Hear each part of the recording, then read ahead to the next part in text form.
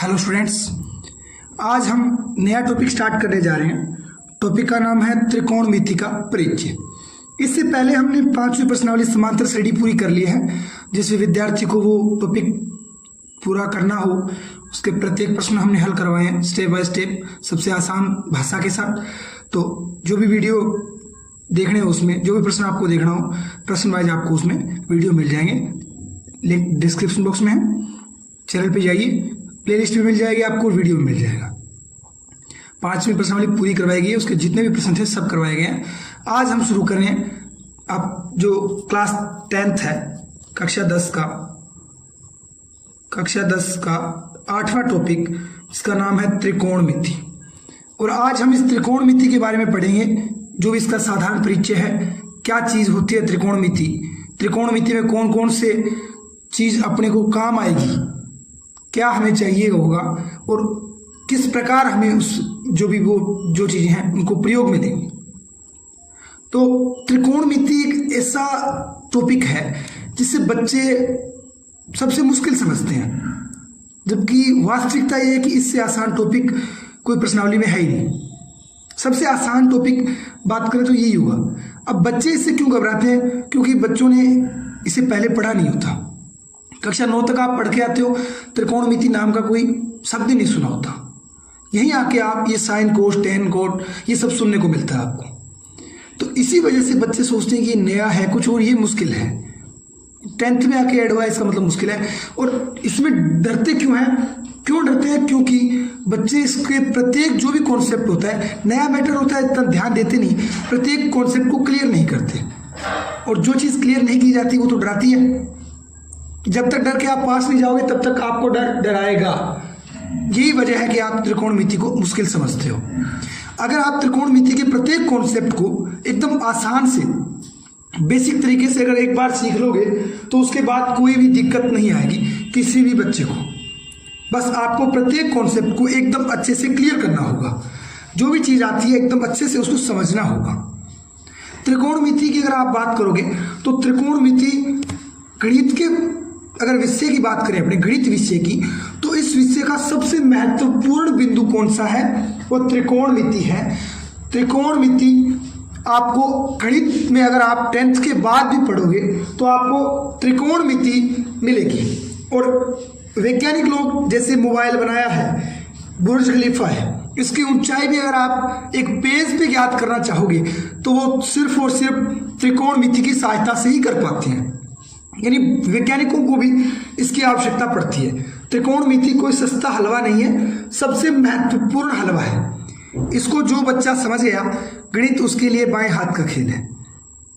बस इसमें दिक्कत यही है कि इसके प्रत्येक कॉन्सेप्ट को आपको समझना पड़ेगा, अच्छे से हल करना पड़ेगा।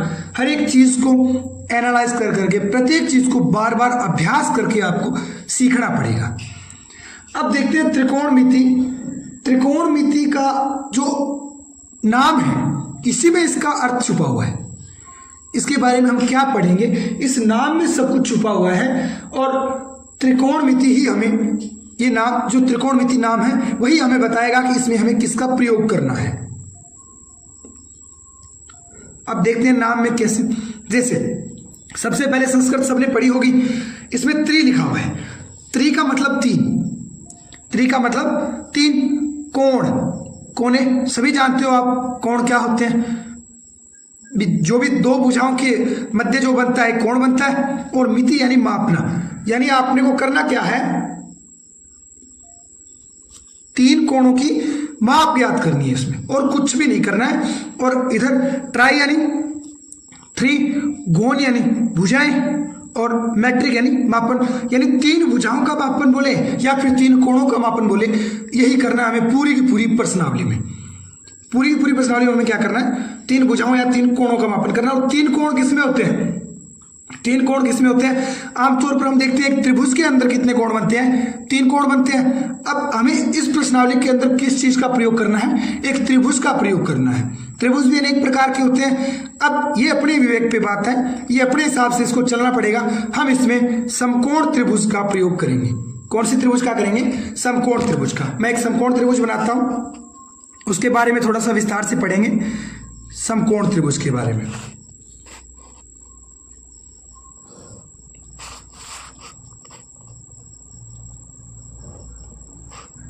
ये एक समकोण त्रिभुज मैंने ड्रा कर लिया।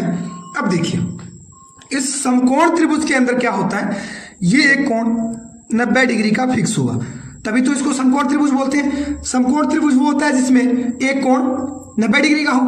अब बाकी कोण क्या होंगे, इसमें एक 90 का बना लिया है तो बाकी दोनों कोण क्या होंगे, न्यून कोण होंगे। इसको अपने नाम दे लेते हैं, त्रिभुज ए बी सी, ये एक समकोण त्रिभुज है। अब इसमें हमें तीन चीजें मिलेगी। जैसे अगर मैं इस कोण के सामने वाली भुजा की बात करूं तो ये क्या होगी, कर्ण होगी। ये बात हमेशा के लिए फिक्स है, कर्ण यही रहेगा। कर्ण का मान हमेशा 90 डिग्री के सामने वाली भुजा होगी। कर्ण फिक्स ही रहेगा, चाहे तो त्रिभुज की सबसे बड़ी भुजा बोल दीजिए, चाहे 90 डिग्री के सामने वाली भुजा कर्ण कहलाती है। अब जो दो भुजाएं बचती है, लंब और आधार। लंब कौन सा होगा, आधार कौन सा होगा, ये हमें एक कोण के सापेक्ष जानना होगा। जैसे अगर मैं आपको बोलूं कोण ए के सापेक्ष लंब क्या होगा, इस कोण के सामने वाली भुजा क्या होगी, लंब होगी। ये क्या हो जाएगी, लंब हो जाएगी, और जो बची भुजा वो क्या हो जाएगी, आधार हो जाएगी। यानी हमेशा जो कोण हमें दिया हो, चाहे कोण यहाँ पे हमने ए माना है तो ए के सापेक्ष क्या होगा लंब, वो उसके सामने वाली भुजा होगी। अगर यहीं पे कोण हमें सी दिया होता तो लंब क्या होता, इसमें ए बी होता। यानी जो कोण हमें दिया होगा उसके सामने वाली भुजा क्या होगी, लंब होगी, और जो भुजा तीसरी बच जाएगी वो क्या होगी, आधार होगी। अब इनसे हमें क्या चाहिए, तीन अनुपात लेने हैं। यानी हमें क्या बनाने हैं, अनुपात बनाने हैं। त्रिकोणमिति में पूरे के पूरे क्या चलने वाले हैं, अनुपात चलने वाले हैं, त्रिकोणमितीय अनुपात। अब हम बनाएंगे अनुपात, और इसमें हमें लिख लेते हैं त्रिकोणमिति अनुपात। त्रिकोणमिति अनुपात, त्रिकोणमितीय अनुपात। अनुपात क्या होता है, अगर अनुपात की बात करें अपने, अनुपात जैसे अनुपात को अपने भाग बोलते हैं, जैसे 4/3 है, इसको क्या हम 4:3 लिख सकते हैं। यानी इन दोनों में बताया क्या जाता है, एक संबंध बताया जाता है कि इस अनुपात में है, यानी इस रेशियो के अंदर है। जैसे अगर मैं बात करूं, ये भुजा 20 है, ये भुजा 40 है, ये 20 है और ये 40 है। यानी अब अगर इसके अनुपात की मैं बात करूंगा तो अनुपात क्या बनेगा, 20:40।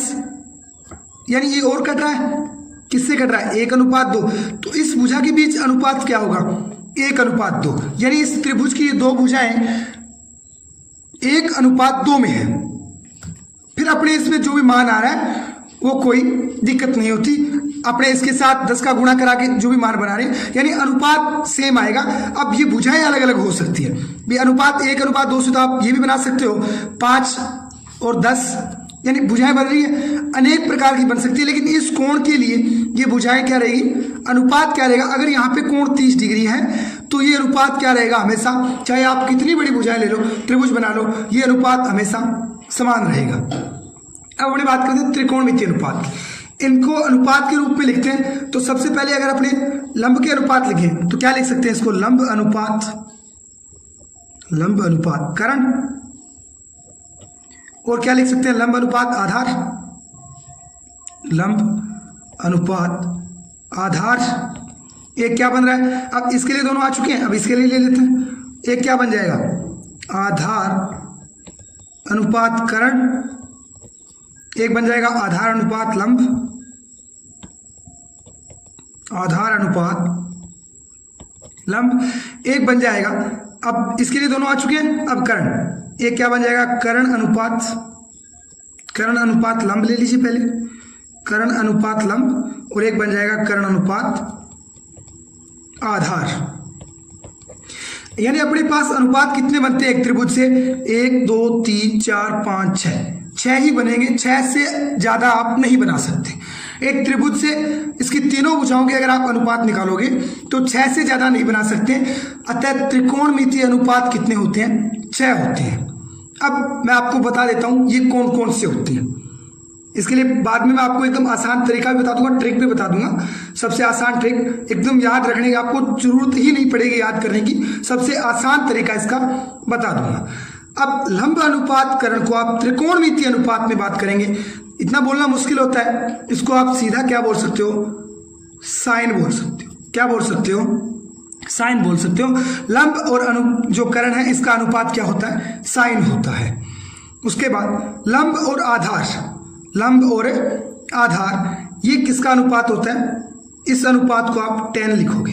क्या लिखोगे, tan। आधार और करण ये अनुपात कोस का होता है। आधार और लंब ये अनुपात कोट का होता है। कर्ण और लंब, कर्ण अनुपात लंब किसका होता है, ये कोसेक का होता है। किसका होता है, कोसेक का। और कर्ण अनुपात आधार किसका होता है, सेक का होता है। ये आपके पास 6 अनुपात आ गए। अब अपने देखते हैं इसमें ये अनुपात किस कोण पे लिए गए हैं, इसके आगे वो आप लगा सकते हो। जैसे इस कोण को आमतौर पे कोण को गणितीय भाषा में क्या लिखते हैं, थीटा लिखते हैं। इसको बोलते हैं थीटा, इसको क्या बोलते हैं, थीटा बोलते हैं। तो आप इसके आगे लगा सकते हो साइन थीटा के लिए, ये टेन थीटा के लिए, ये कोस थीटा के लिए, ये कोट थीटा के लिए, ये कोसेक थीटा के लिए और ये सेक थीटा के लिए। और ये अनुपात एक फिक्स डिग्री जितना भी, जैसे 30 डिग्री हो 45 डिग्री हो, इसके लिए अनुपात बदलेंगे नहीं कभी भी।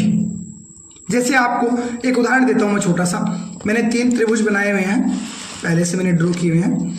आप देख सकते हो ये 3 त्रिभुज हैं, समकोण त्रिभुज है। इनमें 90 डिग्री का कोण ये है। आप इनको नाम दे सकते हो, जैसे इसको ABC दिया मैंने, इसको आप PQR दे सकते हो, इसको कुछ भी जैसे XYZ दे सकते हो। ये 3 त्रिभुज हैं।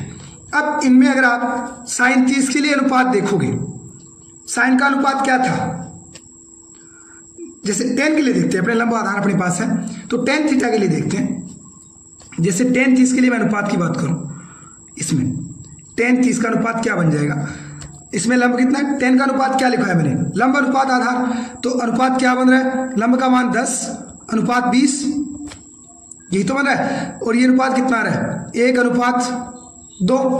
यहां पे देखते हैं tan के लिए, इसमें थीटा जब समान होगा तो अनुपात हमेशा बराबर आएंगे, अपने देख लेंगे कितना आ रहा है, 15 अनुपात 30। ये भी क्या आ रहा है, 1 अनुपात 2। इसी प्रकार इसमें देख लेते हैं tan 30 के लिए, tan 30 कितना बनेगा, लंब अनुपात आधार कितना है 40, बन कितना रहा है 1 अनुपात 2।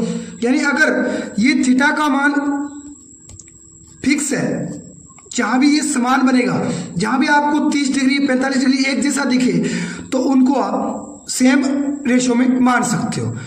चाहे कितनी बड़ी बिल्डिंग हो, उसकी ऊंचाई आप एक कागज पे ड्रॉ करके बना सकते हो। ये कब संभव है, जब आप कोण देखना पड़ेगा आपको कि यहां से इतना कोण बन रहा है, मैं इतनी दूर खड़ा हूं बिल्डिंग से, इतना कोण बन रहा है, तो इसकी ऊंचाई अपने लंब का मान ज्ञात कर सकते हैं। यानी कोई भी अगर कोण बराबर है तो उसमें भुजाएं अलग अलग हो सकती है, लेकिन अनुपात उनका क्या रहेगा, हमेशा समान रहेगा। अब अपने देखते हैं जो त्रिकोणमितीय अपने अनुपात थे, उनको एक फिक्स रेशियो में आपको कैसे लिखना है मैं बता देता हूं, आसान भाषा में लिख के बता देता हूं। अपने पास 6 अनुपात थे, क्या क्या थे, इसको एक सही रेशियो में लिख लेते हैं, ये उल्ट पुल्ट थे, सही रेशियो में लिख लेते हैं। तो अपने पास त्रिकोणमितीय अनुपात क्या होंगे, आपको ऐसे याद रखना है, sine theta, cos theta, tan theta, cot theta, sec theta और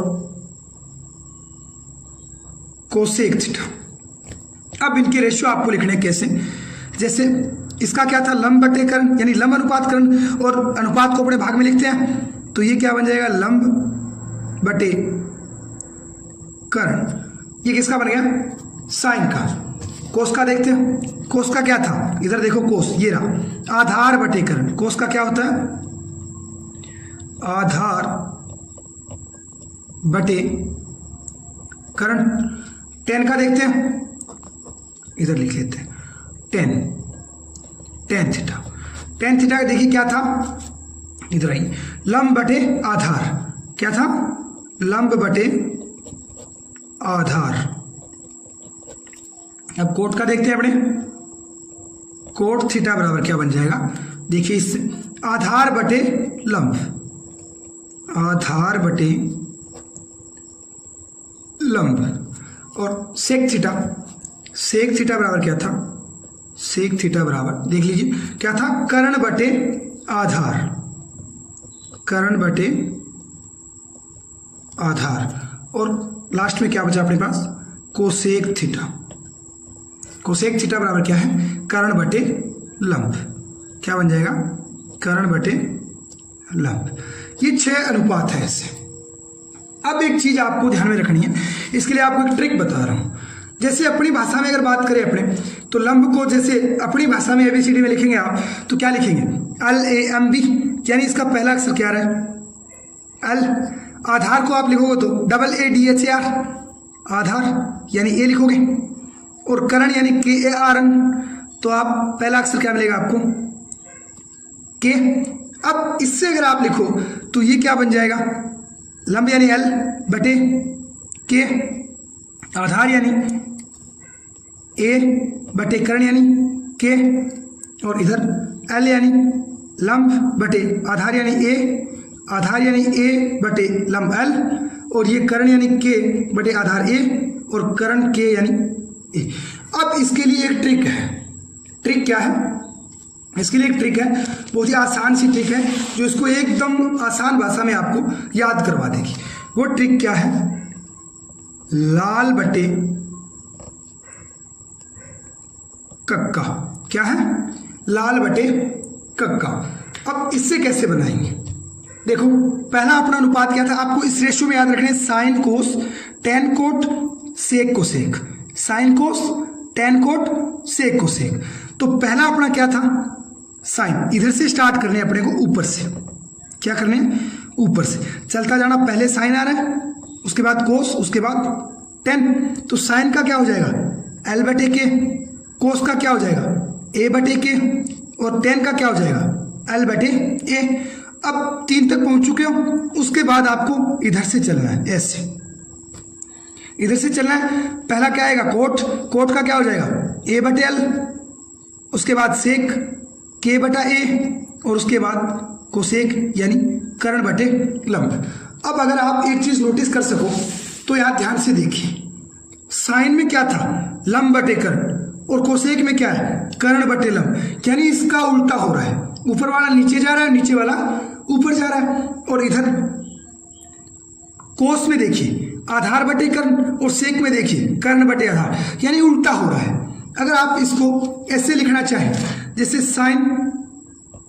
साइन थीटा बराबर क्या होता है, L बटे के, तो कोसेक बराबर क्या होता है, इसका उल्टा होता है, कोसेक बराबर क्या होता है, K बटे L।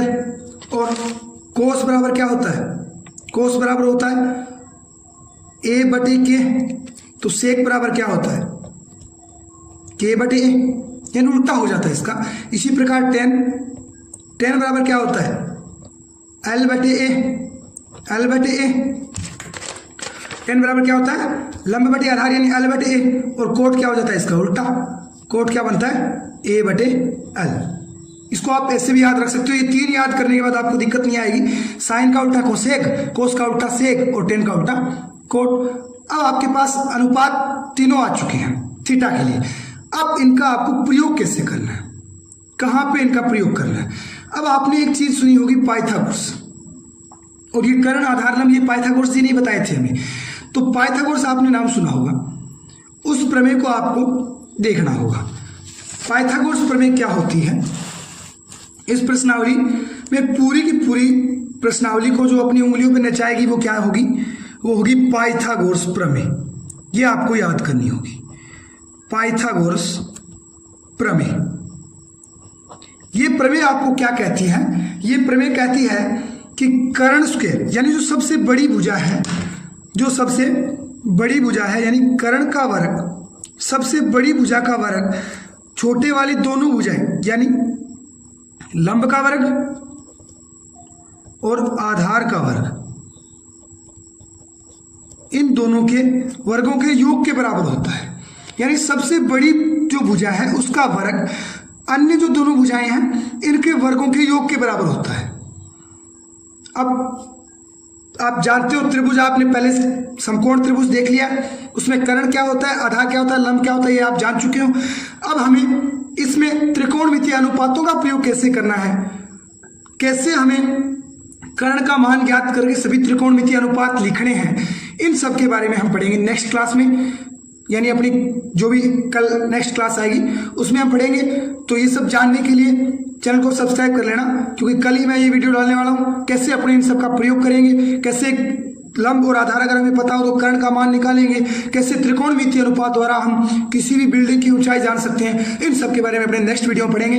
तो प्लीज़ चैनल को सब्सक्राइब कर लेना और ज़्यादा से ज़्यादा इस वीडियो को शेयर कीजिए, ताकि ये सबसे मुश्किल टॉपिक, क्योंकि बच्चों का मानना ऐसा है कि ये सबसे मुश्किल है, तो अपने जो भी साथी हैं उनको शेयर कर दीजिए ताकि वो भी जुड़ सकें और ये इंटरेस्टिंग टॉपिक है, इसका आनंद उठा सकें। मिलते हैं नेक्स्ट वीडियो में। जय हिंद, जय भारत, धन्यवाद।